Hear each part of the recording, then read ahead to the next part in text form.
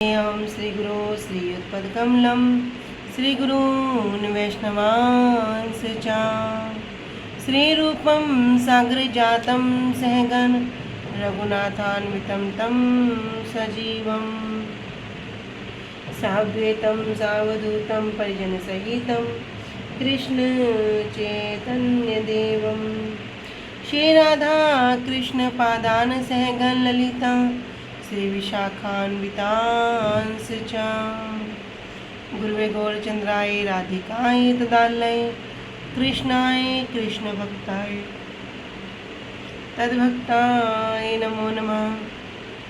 नमो विष्णुपादाय कृष्णप्रेष्ठाय भूतले श्री श्रीमद्भक्तिवेदान्त श्री श्रीधर गोस्वामी नामिने। नमो ओम गुरुदेवाय धीमते सौम्यमूर्तये श्री श्रीमद् भक्ति स्वरूप सिद्धांति प्रभवे श्री महात्मने। नमो विष्णुपादाय श्री राधिकाय प्रियात्मने श्री श्रीमद् भक्ति वेदांत श्री नारायण गोस्वामी नामिने। वाञ्छा कल्पतरुभ्यश्च कृपा सिन्धुभ्य एव च पतितानां पावनेभ्यो वैष्णवेभ्यो नमो नमः। पंचतत्त्वात्मकं कृष्णं भक्तरूपं स्वरूपकं भक्तावतारं भक्ताख्यं नमामि भक्तशक्तिकं श्रीकृष्ण चैतन्य प्रभु नित्यानंद श्री अद्वैत गदाधर श्रीवासादि गौर भक्त वृंद। हरे कृष्णा कृष्णा कृष्णा हरे हरे हरे राम राम राम हरे हरे। सर्वप्रथम परम आराध्यतम श्री गुरुपाद पद जय विष्णुपाद अष्टोत्तर श्री श्रीमद् भक्ति वेदांत श्री श्रीधर गोस्वामी महाराज जी के श्री अभय चरण सरोज में अनंत कोटि दंडवत प्रणाम ज्ञापित करती हूँ। तदुपरांत मेरे परम गुरुदेव जय नित्य प्रविष्ट ओम विष्णुपाद अष्टोत्तर श्री श्रीमद् भक्ति स्वरूप सिद्धांति गोस्वामी महाराज जी एवं जय नित्य लाभ प्रविष्ट ओम विष्णुपाद अष्टोत्तर श्री श्रीमद् भक्ति वेदांत श्री नारायण गोस्वामी महाराज जी के श्री अभय चरण सरोज में श्रद्धा पुष्पांजलि अर्पण करते हुए उनसे अहेतु कृपा की वांछा करती हूँ। ग्रंथकार श्री कृष्णदास कविराज गोस्वामी जी श्रीमन नित्यानंद प्रभु अखंड गुरु तत्व श्रीमन महाप्रभु एवं समस्त परिकरों के चरणों में अनंत कोटि दंडवत प्रणाम व्यापित करते हुए उनसे हेतु कृपा की वांछा करते हैं। उपस्थित वैष्णव जन भक्तगण सभी को मेरा यथा योग्य दंडवत प्रणाम स्वीकार हो। सभी को हरे कृष्णा दंडवत प्रणाम।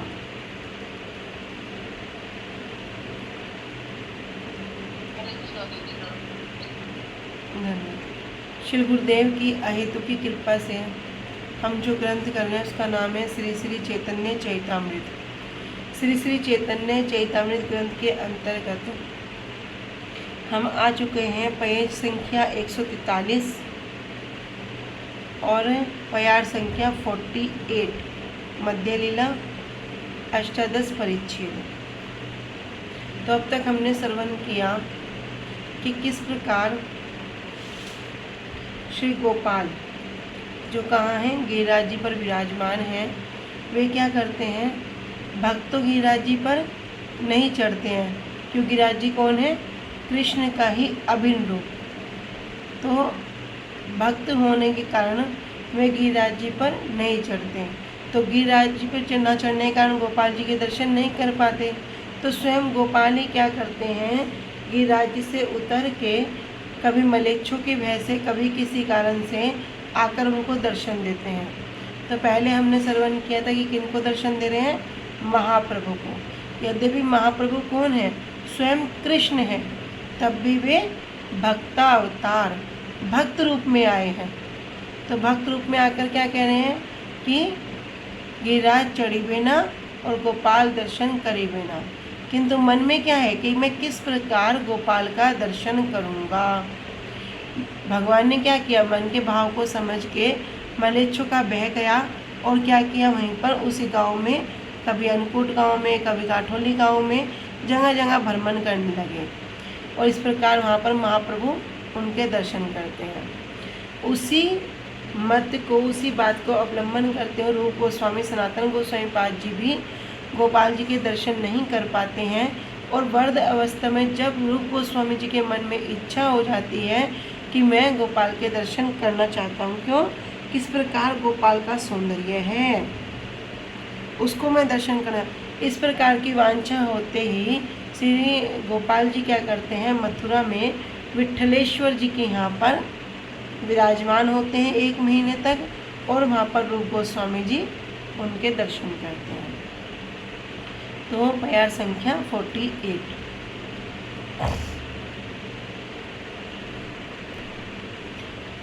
तबे रूप गोसाई सब निज गने लैया, 1 मास दर्शन कैला मथुराए रहिया। तबे रूप गोस्वामी, तब रूप गोस्वामी जी सब निजगन लैया, अपने सब निजगन, निजगन मतलब अपने सब परिकर सेवक जितने भी हैं सबको लेकर 1 मास दर्शन कैला, 1 महीने तक दर्शन किए। और कहाँ पर रहे, मथुराए रहिया, मथुरा में ही रहकर 1 महीने तक उन्होंने दर्शन किए। संगे गोपाल भट्ट दास रघुनाथ, रघुनाथ भट्ट गोसाई आर्य लोकनाथ। उनके संग में कौन थे, गोपाल भट्ट गोस्वामी जी, रघुनाथ दास गोस्वामी जी, रघुनाथ भट्ट गोस्वामी जी, आर लोकनाथ और लोकनाथ गोस्वामी जी, ये सब उनके साथ में वहाँ पर विराजमान थे। तो ये सब महाप्रभु के कौन है, निजी संगी हैं। और सबके सब क्या है, सबके सब बड़े भगवत भक्त हैं। भूग्रव गोसाई आर्य जीव गोसाई, श्री यादव आचार्य आर्य गोविंद गोसाई। भूगर्भ गोस्वामी और श्री जीव गोस्वामी जी, श्री यादव आचार्य जी, आर गोविंद गोस्वामी और श्री गोविंद गोस्वामी जी, ये सब महाप्रभु के साथ थे, रूप गोस्वामी जी के साथ थे। श्री उद्धव दास आर्य माधव दुई जन, श्री गोपाल दास आर्य दास नारायण। तो अरे आगे श्री उद्धव दास जी, आर माधव और माधव, दुई जन 2 व्यक्ति, श्री गोपाल दास और दास नारायण। एक है श्री गोपाल दास और दूसरे नारायण दास, ये सब भी श्री रूप गोस्वामी जी के साथ थे। यही सब मुख्य भक्त लैया निज संगे, श्री गोपाल दर्शन कैला बहुरंगे। यही सब मुख्य भक्त, इस प्रकार इन सब मुख्य भक्तों को लेकर श्री गोपाल दर्शन कैला बहुरंगे। बहुरंगे रंग मतलब आनंद, बहुत आनंद के साथ, बहुत हर्ष के साथ उन्होंने क्या किया, श्री गोपाल का दर्शन किया।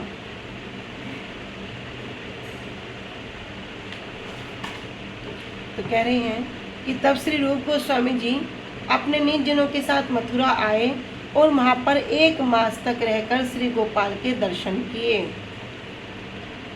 रूप गोस्वामी जी के साथ श्री गोपाल भट्ट, श्री रघुनाथ दास, श्री रघुनाथ भट्ट गोस्वामी, श्री लोकनाथ दास जी, श्री भूगर्भ गोस्वामी, श्री जीव गोस्वामी, श्री यादव आचार्य जी, श्री गोविंद गोस्वामी जी, श्री उद्धव दास जी, श्री माधव दास जी, श्री गोपाल दास जी और श्री दास नारायण जी, श्री गोविंद भक्त, श्री वाणी कृष्ण दास, श्री पुंडरीकाक्ष, श्री ईशान छोटे हरिदास आदि भक्ते।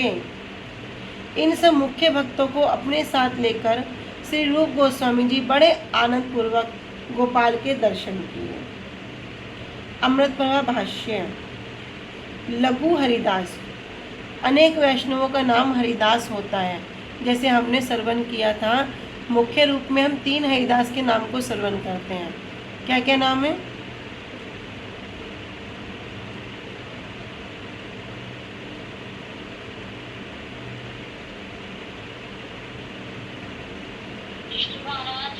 हाँ धन्यवाद। हाँ बोलो बोलो।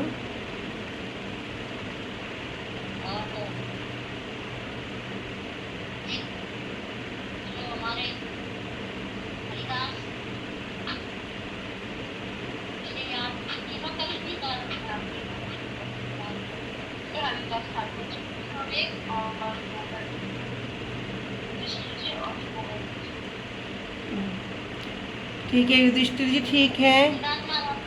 गिरिराज महाराज जी, ठीक है।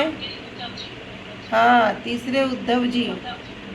ठीक है, मुख्य रूप में ये तीन को हम श्रवण करते हैं। और इनमें भी जो हरिदास सूर्य हैं वो कौन है? गिरिराज जी। हाँ, ठीक है, जो इनमें भी मुख्य हैं वे हैं गिरिराज जी। लेकिन उसके बाद हमने श्रवण किया था कि 5 प्रकार के शिष्यों के विषय में श्रवण किया था। स्मरण है 5 प्रकार के शिष्य?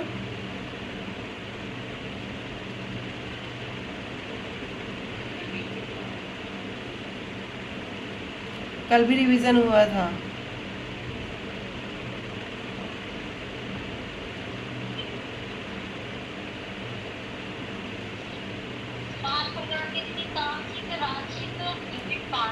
हाँ हाँ हाँ, बोलो शालू दीदी, बोलो।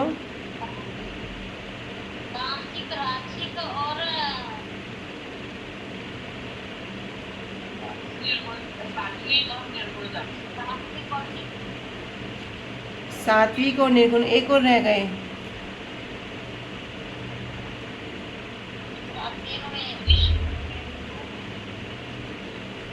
क्या? हाँ, शिष्य भ्रू। ठीक है, तो ये 5 प्रकार के विषय में हमने श्रवण किया था। शिष्य भ्रू, रासिक शिष्य, तामसिक शिष्य, सात्विक शिष्य और निर्गुण। निर्गुण में भी फिर हमने उत्तम श्रवण किया था। किसके विषय में? निर्गुण में भी हमने 2 उदाहरण समझे थे, एक निर्गुण का और निर्गुण में भी जो श्रेष्ठ था उनका।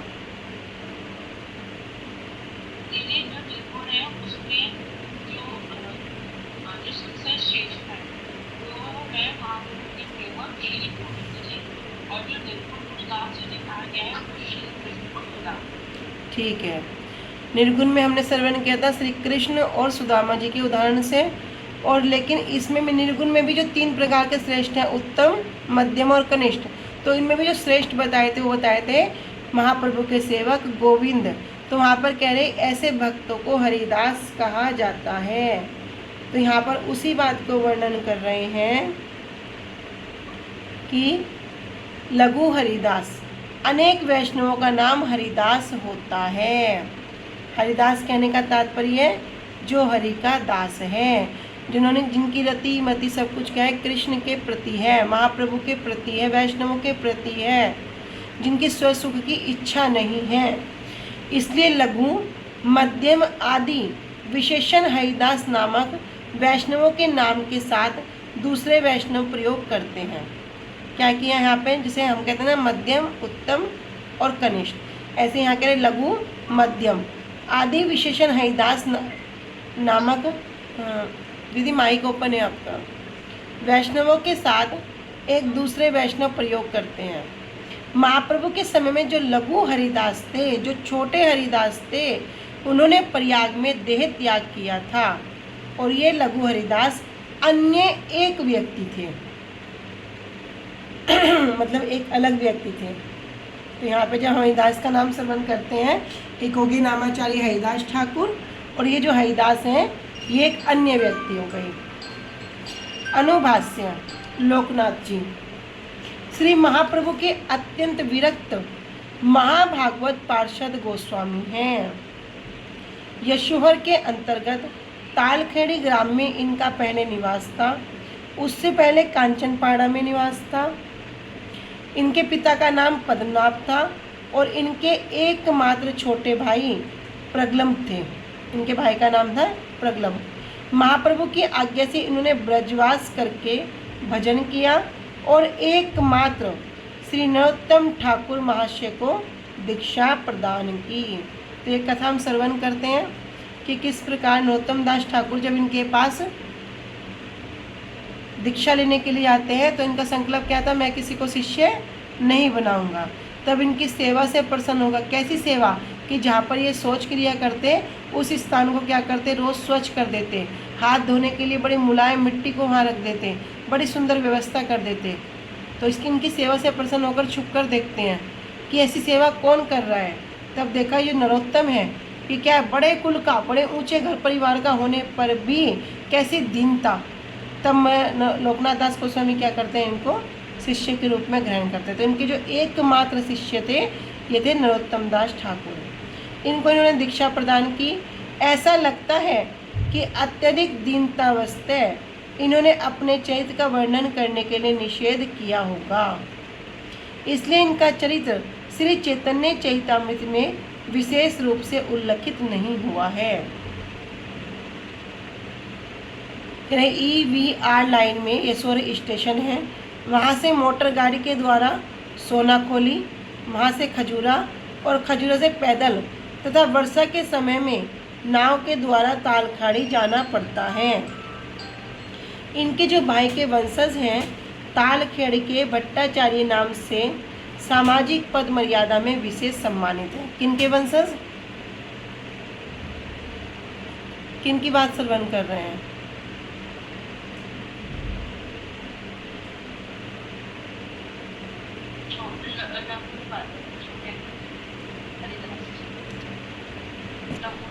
हैं वे वहाँ पर भट्टाचार्य जी नाम से के पद से सामाजिक पद मर्यादा में विशेष रूप से सम्मानित हैं। भ्रातवंश के विवरण के लिए वैष्णव मंजूषा समाहित चतुर्थ संख्या देखें। तो वहाँ पर जो इनका भ्रात वंश है उसके विषय में यहाँ वर्णन है। गोस्वामी गोपाल भट्ट अति दया में, भूग्रव श्री लोकनाथ गुनेर आल्य, श्री माधव परमानंद भट्टाचार्य, श्री मधु पंडित जार चरित्र आश्चर्य, प्रेमी कृष्ण दास ब्रह्मचारी, यादव आचार्य नारायण कृपावान, श्री पुंडरीकाक्ष गोसाई गोविंद ईशान, श्री गोविंद वाणी कृष्ण दास अत्युदार, श्री उद्धव माधव मध्य मध्य गोड़े गति जार, द्विज हरिदास कृष्ण दास का विराज, श्री गोपाल दास जार अलौकिक काय, श्री गोपाल माधव आदि यते का वैष्णव। अब यहाँ पर वैष्णवों का वर्णन कर रहे हैं कि कौन वैष्णव ब्रज में रहे। कह रहे श्रीनिवास आचार्य के द्वारा ग्रंथ रूपी रत्नों को लेकर, क्या रत्नों को बता रहे हैं? कह रहे रत्न क्या है? ये रत्न है, ये ग्रंथ, ये बहुमूल्य रत्न। कहीं भी श्रवण कर लो, अगर वास्तव में परमार्थिक राज्य में कुछ बहुमूल्य रत्न है तो ये रत्न है, ये ग्रंथ। और जो कोई इन रत्नों को साक्षात रूप में स्वयं से प्राप्त नहीं कर सकता, क्योंकि स्थिति नहीं है, स्थिति नहीं, पहचान ही नहीं है क्या कांच है और क्या मणि है। हम तो नहीं जानते। हमारे सामने अगर बहुत सारे कांच के टुकड़े होंगे और उनके बीच में कोई मणि होगी तो नहीं पहचानेंगे। क्या करेंगे? कांच के टुकड़ों को ही भर लेंगे। पूरा जीवन क्या करते हैं? यही तो करते हैं। पूरा जीवन ऐसी वस्तु को ग्रहण करने में व्यतीत करते हैं जिसका कोई अंत में प्रयोजन नहीं है, जो सब यहीं छूट के चला जाएगा। तो हमें तो पता ही नहीं है कि रत्न कौन से हैं। तो गुरुवर्ग वैष्णव जन कृपा करते हैं। हम तो इतने अधम हैं कि ग्रंथों को अगर ले भी लेंगे तो उनको अध्ययन नहीं कर पाएंगे। कभी भूलवश उनको खोल के देख लिया तो 2-4 पेज पढ़ेंगे, समझ में नहीं आएगा, उस कारण से ग्रंथ को फिर बंद कर देंगे। क्योंकि महिमा बहुत सुनी है तो सोचेंगे नहीं नहीं करेंगे कोशिश, फिर 2-4 दिन उसको किया और फिर बंद कर दिया। लेकिन ये गुरु वैष्णवों की अहेतुकी की कृपा है कि वे क्या करते हैं, उस ग्रंथ में से बहुमूल्य रत्न निकाल कर सार वस्तु को क्या करते हैं, हमें प्रदान करते हैं कि अगर कोई जीव इतना ही कर ले तो उसका कल्याण हो जाएगा। इतना भी अगर वो श्रवण मात्र भी अच्छे से कर ले तब भी क्या होगा, उसका कल्याण हो जाएगा। तो यहाँ पे कह रहे हैं कि ग्रंथ रूपी रत्नों को लेकर, अभी श्री रूप गोस्वामी पाद जी की तिथि पर हमने 2 ग्रंथों के विषय में बड़े विशेष कर सुना। विशेष रूप से गुरुजी बताते हैं कि ये उस प्रेम के, जो महाप्रभु ने जो प्रेम दिया है उसके 2 दरवाजे हैं। उस प्रेम को प्राप्त करने के 2 दरवाजे, और वो 2 दरवाजे कोई और नहीं है, ये 2 ग्रंथ हैं, भक्ति रसामृत सिंधु और उज्ज्वल नीलमणि। जब तक कोई इस में प्रवेश नहीं करेगा, वहाँ पे श्रवण किया किस प्रकार कोई अभी नए साधक से लेकर और कैसे उन्नत से उन्नत साधक के लिए श्री रूप गोस्वामी जी ने अनेक वहाँ पर ग्रंथों को वर्णन कर दिया। उपदेशामृत में ले लो, कह रहे कहाँ से वाचो वेगम से लेकर कहाँ पहुँचा दिया, राधा कुंड पे पहुँचा दिया। तो ये जो ग्रंथ है, इनको ग्रंथ को क्या बता रहे, ग्रंथ रूपी रत्न है। ये दिखने में एक साधारण बुक पुस्तक जो भी जिसको लगता है कह रहे अगर इनको कोई पढ़ता भी नहीं है, सिर्फ घर में अगर कोई लाल कपड़े में रख लेता है, उनको मंदिर में विराजमान कर देता है और सिर्फ प्रणाम मात्र करने से उसका कल्याण हो जाता है। क्यों हो जाता है भैया? घर में तो बहुत सारी पुस्तकें हैं, तो इन पुस्तकों में क्या बात है? क्योंकि इन पुस्तकों में ही ऐसी बातें, इन ग्रंथों में ही ऐसी बातें हैं जो हमें वास्तव वस्तु प्रदान करना चाह रही हैं, जो हमें वास्तव वस्तु की ओर अग्रसर कर रही हैं। इसलिए जो संसार रूपी धन है, ये क्या होगा, ये तो जब तक है तब तक हम इसका उपयोग कर पाएंगे। और उसका उपयोग भी कैसे करेंगे? यहाँ पे हमारी 100 रुपये की कोई वस्तु है, हम 80 रुपये देंगे, 50 रुपये देंगे, कम से कम खर्च करेंगे। खर्च होएगा तो क्या होगा, ख़त्म हो जाएगा। किंतु ये जो वास्तव जो वस्तु है, ये जो ग्रंथ रूपी जो रत्न है, ये जो ग्रंथ रूपी धन है, कितना खर्च करो, कितना खर्च करो, जहाँ 10 रुपये खर्च करना हो वहाँ 100 रुपये खर्च करके आओ, घटेगा? उल्टा क्या होगा, बढ़ेगा। जितना खर्च करोगे उतना बढ़ेगा। तो ऐसे ग्रंथ रूपी रत्नों को क्या करो भैया, अध्ययन करो, इनको सुनो, श्रवण करो। जैसा जैसा श्रवण बढ़ेगा वैसे वैसे इस वास्तविक धन की प्राप्ति होगी। है कोई ऐसा जो वास्तविक धन ना चाहता हो? ऐसा तो सब धन चाहते हैं ना, कि जो हम ऐसा धन इकट्ठा कर लें जो कभी खत्म ही ना हो। सब ऐसा धन चाहते हैं ना, सबको ऐसा धन चाहिए कि भैया हम ऐसा धन करें जो बढ़ता ही रहे। गुरुजी क्या कहते हैं, गुरुजी जब माला देते कहते ना, जब मीरा भजन करते कहते हैं, पायो जी मैंने नाम रतन धन पायो, वस्तु अमोलक दी मेरे सदगुरु, दिन दिन बढ़त सवायो। और क्या किया, कृपा करो अपनायो, कि उन गुरुदेव ने मुझे कृपा करके अपना लिया और ऐसी वस्तु प्रदान कर दी कि मुझे कुछ नहीं करना पड़ता, सिर्फ उस वस्तु का क्या करो, नाम करते रहो और वो दिन दिन रोज़ बढ़ती जाएगी। आज मैंने 1 लाख किया, कल 1.25 लाख हो गया, कल 1.25 लाख किया, परसों 2 गुना हो गया, फिर 2 गुना हो गया, रोज़ बढ़ता जाएगा। लेकिन संसार में कितना करो, क्या बढ़ता है? नहीं बढ़ता।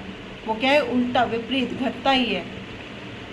गुरुजी बोलते जब मरोगे ना और किसी के कान में नाक में कोई सोने की बेसर पड़ी होगी, बाली पड़ी होगी, कह रहे वो भी नहीं छोड़ेंगे, कान काट के निकाल लेंगे अगर खुलेगी भी नहीं तो संसार रूपी धन को इकट्ठा करने में हमारी जितनी प्रबल आसक्ति है, उसका अगर 1% भी आसक्ति गुरु वैष्णवों के चरणों में लग जाए, इन ग्रंथ रूपी रत्नों में लग जाए, तो वास्तव में हम जैसे बद्धजीव का कल्याण हो जाए।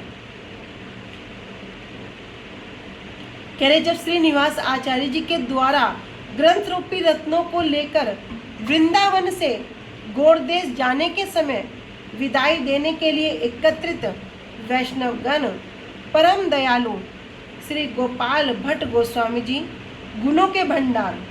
गोपाल भट्ट गोस्वामी जी कौन है कृष्ण लीला में?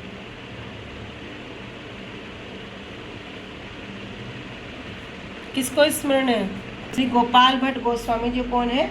गुण मंजरी। कह रहे गुणों के भंडार श्री भूग्रभ गोस्वामी जी और श्री लोकनाथ गोस्वामी जी, श्री माधव, श्री परमानंद भट्टाचार्य जी, श्री मधु पंडित, जिनका चरित्र आश्चर्यजनक है, प्रेमी कृष्णदास, श्री कृष्णदास ब्रह्मचारी, श्री यादव आचार्य जी, कृपा में श्री नारायण, श्री पुंडरीकाक्ष गोसाई, श्री गोविंद, श्री ईशान, श्री गोविंद परम उदार, श्री वाणी कृष्णदास, श्री उद्धव जो बीच बीच में गौड़देश जाया करते थे, श्री द्विज हरिदास और श्री कृष्णदास कविराज, श्री गोपाल दास जिनके कार्य अलौकिक होते थे, श्री गोपाल, श्री माधव आदि जितने भी वैष्णव ब्रज में थे। आर किछु ना करिया वैष्णवेर नाम लैया, पुकारिया डाको स्वरे। अब हम क्या कर रहे हैं? अभी हम तो और कुछ नहीं कर सकते, हमारा सामर्थ्य नहीं है। तो ये जो सब वैष्णवों के हम नाम श्रवण कर रहे हैं, इन सब वैष्णवों का नाम उच्चारण करके ही क्या करो? इन सब की जय दो। इनका जय देने से क्या होगा? हम जैसे बजीव का कल्याण हो जाएगा।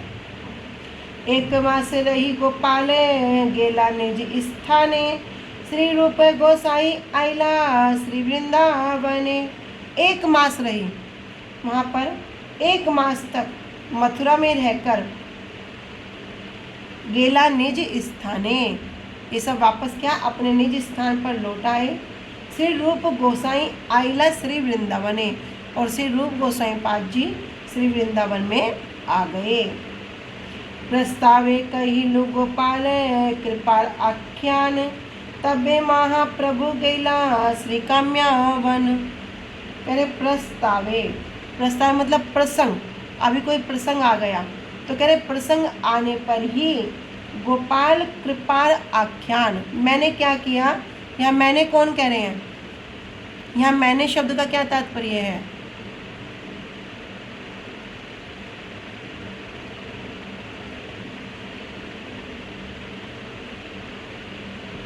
कि मैंने मतलब श्री कृष्णदास कविराज गोस्वामी जी कह रहे हैं कि प्रसंग आने पर ही मैंने क्या किया?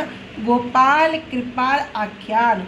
जो श्री गोपाल जी की कृपा है, अपने भक्तों के प्रति वह किस प्रकार वशीभूत हैं कि अगर भक्त भगवान के दर्शन के लिए नहीं आ सकता तो भगवान क्या करते हैं? अपने सब ऐश्वर्य को, सब आराम को, सब सुविधाओं को छोड़कर भक्त के पास आ जाते हैं। फिर वे अपनी सुख सुविधाओं का कोई चिंता नहीं करते। क्या करते हैं? अपने सब कुछ छोड़ के भक्त के पास आ जाते हैं। क्यों? भक्त की वांछा, भक्त के हृदय में वांछा हुई। क्या वांछा हुई? संसार दर्शन की वांछा नहीं हुई, घर परिवार की वांछा नहीं हुई, जगत की झूठी वस्तु की वांछा नहीं हुई, अनित्य वस्तु की वांछा नहीं हुई। किस वांछा हुई? नित्य वस्तु की वांछा हुई, वास्तव वस्तु की वांछा हुई, भगवान की वांछा हुई, उनके दर्शन की, उनके सौंदर्य की, उनके रूप की वांछा हुई। तो भगवान भी क्या करते हैं? अपने स्वसुख को, अपने आराम को, अपने सब कुछ छोड़कर भक्त से मिलने के लिए उनके पास आ जाते हैं। तो कह रहे मैंने गोपाल की जो कृपा है उसका यहाँ पर वर्णन किया है। तबे महाप्रभु गेला श्री काम्यावन, और महाप्रभु श्री गोपाल जी का दर्शन करके कहाँ चले गए? श्री काम्यावन में चले गए। तो कार्तिक में जब जाते हैं तो हमारी परिक्रमा काम्यवन भी जाती है। चतुर्थ काम्य कवनम वनानाम वनम उत्तमम, तत्र गत्वा नरो देवी मम लोके महीयते। जो ब्रज मंडल के जो 12 वन हैं, उन 12 वन में चतुर्थ जो चौथा वन है वो क्या है? काम्य वन है। तो जो काम्य वन है वो कौन सा वन है? चौथा वन। यह ब्रज मंडल के सर्वोत्तम वनों में से एक वन है। जो 12 वन है उनमें ये सर्वोत्तम उनमें से एक है। इस वन की परिक्रमा करने वाला सौभाग्यवान व्यक्ति मेरे ब्रज धाम में पूजनीय होता है। कह रहे जो इस वन की एक बार परिक्रमा कर ले वो क्या होगा? ब्रज धाम में पूजनीय हो जाएगा। श्री भक्ति रत्नाकर की 5वीं तरंग में कह रहे हैं, यही काम्य वन कृष्ण लीला मनोहर, करीबे दर्शनी स्थान कुंड बहुतर, काम्य बने जत तीर्थ लेखा नहीं तार। कह रहे ए काम्य बने, इस काम्य वन में कृष्ण लीला मनोहर, कृष्ण की अनेक अनेक बहुत सुंदर सुंदर लीलाएं होती हैं। करीबी दर्शन स्थान कुंड बहुतर, और क्या करो? इस स्थान में, इस वन में बहुत सारे ऐसे दर्शन करने योग्य कुंड हैं। कह रहे काम्य वन में जितने भी तीर्थ हैं लेखा नहीं आर, उसका वर्णन करना संभव नहीं है, उसको लिखना संभव नहीं है। तो काम्य वन क्या है? बड़ा सुंदर वन और सर्वोत्तम वन है। प्रभुर गमन रीति प्रवेय लिखिल, सेई मत वृंदावन तावत देखिल।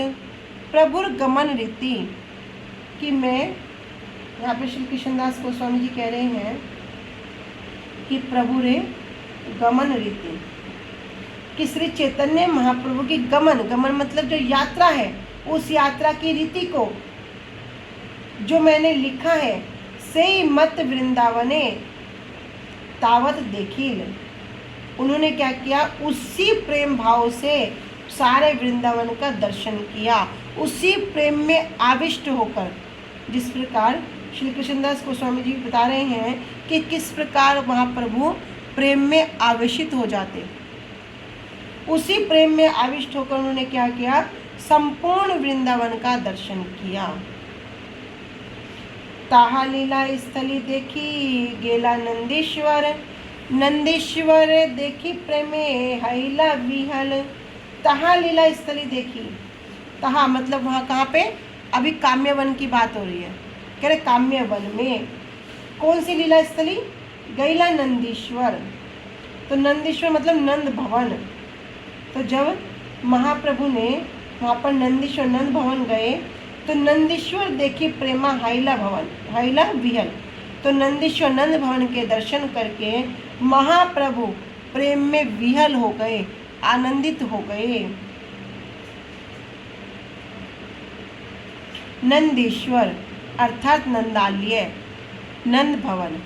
भक्ति रत्नाकर की 5वीं तरंग में कह रहे हैं, देख नंदीश्वर चतुर्दिके कुंडवन, कृष्ण विलासेर स्थान भुजन पावन। अर्थात इस स्थान नंदीश्वर को देखो, यहाँ चारों ओर कुंड है, चारों ओर वन है, ये श्री कृष्ण के विलास के स्थान हैं। और इनके दर्शन से ही कोई अगर सिर्फ इनका दर्शन मात्र ही कर ले, दर्शन करने मात्र से ही समस्त लोग पवित्र हो जाते हैं। पावन आदि सब कुंडे स्नान करिया, लोकेर पुछिल पर्वत ऊपर जाइया। कह रहे पावन आदि सब कुंडे, कह रहे पावन आदि जो सब कुंडों में स्नान करिया। महाप्रभु ने क्या किया, सब में स्नान किया। स्नान करके लोकेर पूछी, वहाँ के लोगों से पूछा, और पर्वत ऊपर जाइया। तब वे एक पर्वत पर चढ़ गए, लोगों से पूछा और उसके बाद एक पर्वत पर चले गए। किछु देव मूर्ति है पर्वत ऊपरे, लोक कहे मूर्ति है गुफार भीतरे। किछु कह रहे जब वहाँ पर उन्होंने क्या देखा, कोई लोग क्या करते हैं, कह रहे क्या इस पर्वत के ऊपर कोई देव मूर्ति है। तो वहाँ के लोग बताते हैं, लोग कहे मूर्ति है गुफार भीतरे, कि इस पर्वत पर जो मूर्तियाँ हैं, देव मूर्तियाँ हैं, वे एक गुफा के भीतर हैं। दुई के माता पिता पुष्ट कलेवर, मध्य एक शिशु है त्रिभंग सुंदर। कह रहे दुई के माता पिता, कह रहे और जो दोनों के जो माता पिता हैं, पुष्ट कलेवर, कलेवर कहते हैं शरीर को, पुष्ट मतलब जिनका शरीर क्या है, बड़ा सुंदर है, बहुत अच्छे रूप से गठित है, सुगठित शरीर। कह रहे ऐसे सुगठित शरीर, और उनके मध्य में क्या है, एक शिशु है, और जो कैसा है त्रिभंग सुंदर, जो 3 स्थानों पर से टेढ़ा है और दिखने में क्या है, बड़ा सुंदर है। तो कह रहे वहाँ पर एक सुगठित शरीर वाले जो माता पिता हैं, उनके बीच में एक अत्यंत सुंदर शिशु है, जो क्या है 3 स्थानों से क्या वो त्रिभंग है, त्रिभंग सुंदर। सुनी महाप्रभु मने आनंद पाइया, 3 मूर्ति देखिला से गुफा ओघाड़िया। सुनी महाप्रभु, जब महाप्रभु ने ये सब सुना, महाप्रभु तो बड़े आनंदित हो गए, बड़ा आनंद उन्हें प्राप्त हुआ, और 3 मूर्ति देखिला, और तीनों का दर्शन करने के लिए क्या करने लगे, अत्यंत प्रसन्न हुए। से गुफा उगाड़िया, और गुफा में प्रवेश करके तीनों के दर्शन किए। महाप्रभु ने पावन सरोवर आदि सभी कुंडों में स्नान करके पर्वत के ऊपर जाकर लोगों से पूछा, क्या पर्वत के ऊपर भगवान का कोई श्री विग्रह है। तब लोग कहते हैं कि गुफा के अंदर विग्रह हैं। दोनों तरफ क्या है, हष्टपुष्ट शरीर वाले माता पिता हैं, और बीच में त्रिभंग सुंदर, बहुत सुंदर एक बालक है।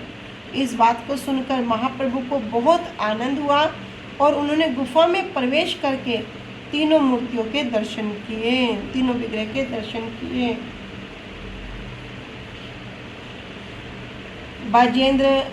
बजेंद्र ब्रजेश्वरी रे कैल चरण वंदन, प्रेमावेशे कृष्णेर कैल सर्वांग स्पर्शन। कह रहे बजेंद्र और ब्रजेश्वरी अर्थात नंद और यशोदा जी, नंद बाबा और यशोदा मैया, कैल चरण वंदन, महाप्रभु ने क्या किया, दोनों को चरण वंदना की, सादर प्रणाम किया और प्रेमावेश, प्रेम में आविष्ट होकर क्या करें, कृष्णेर केल सर्वांग स्पर्शन, कृष्ण के सारे अंगों को, सारे शरीर को क्या करें, स्पर्श कर रहे हैं। किस प्रकार प्रेम में वे आविष्ट हैं कि महाप्रभु ने बजेंद्र, श्री नंद तथा ब्रजेश्वरी श्री यशोदा जी के चरणों की वंदना की। नंद बाबा और यशोदा जी के चरणों की वंदना कर रहे हैं और उन्होंने प्रेम आवेश में श्री कृष्ण के सभी अंगों को स्पर्श किया।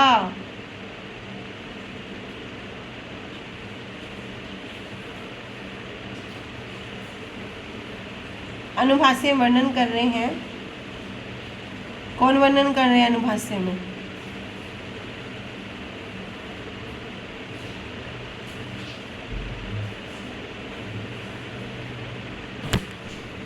सिद्धांत सरस्वती ठाकुर पाद जी वर्णन कर रहे हैं।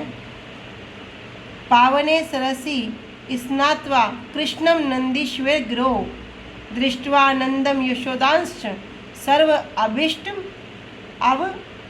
अवाप्नुयात, कि पावन सरोवर में स्नान करके नंदीश्वर पर्वत पर विराजमान श्री कृष्ण, श्री नंद महाराज और श्री यशोदा मैया के दर्शन करने से सर्व अभिष्ट प्राप्त होता है। तो यहाँ पर अनुभाष्य में भक्ति सिद्धांत सरस्वती ठाकुर प्रभुपाद जी वर्णन कर रहे हैं कि जब कोई नंद भवन में क्या करता है, इनके दर्शन करता है, दर्शन करने मात्र से ही सर्व अभिष्ट अर्थात उसकी जो भी इच्छा हो, जो भी अभिलाषा हो, उसकी प्राप्ति हो जाती है। तो फल स्तुति है, ठगे मत जाना तो जो वास्तव वस्तु है उसी की ओर अग्रसर होना है। भक्ति रत्नाकर की 5वीं तरंग में कह रहे हैं, ए पावन सरोवर कृष्ण प्रिय अति, पर्वत ऊपरे देख पुत्रेर सहिते, श्री नंद यशोदा शोभा अप्रूव गोफाते, ओहे श्रीनिवास एथा श्री चैतन्य राय, करी ते दर्शन किया प्रवेशे गोफाए, श्री नंद यशोदा दुई के दुई जन, मध्य कृष्ण चंद्र देखी प्रफुल्ल नयन, श्री नंद यशोदार चरण वंदिया, कृष्णेर सर्वांग स्पर्शे उल्लसित हैया, प्रेमेर आवेश नृत्य गीत आरंभिल। भक्ति रत्नाकर की 5वीं तरंग में कह रहे हैं, अर्थात ये जो पावन सरोवर है श्री कृष्ण को अति प्रिय है। पर्वत के ऊपर तो देखो, गुफा में पुत्र के सहित श्री नंद यशोदा जी आपकी अपूर्व शोभा है, अपूर्व मतलब जिसका वर्णन नहीं किया जा सकता, ऐसी शोभा। ओहे श्रीनिवास, यहाँ श्री चैतन्य राय ने इनके दर्शन करने के लिए गुफा में प्रवेश किया था। श्री नंद और यशोदा जी के मध्य में श्री कृष्ण को देखकर उनके नैन प्रफुल्लित हो गए। उन्होंने श्री नंद और श्री यशोदा जी के चरणों की वंदना की और उल्लसित होकर उन्होंने श्री कृष्ण के सभी अंगों को स्पर्श किया। प्रेम के आवेश में उन्होंने वहाँ नृत्य गीत करना आरंभ कर दिया।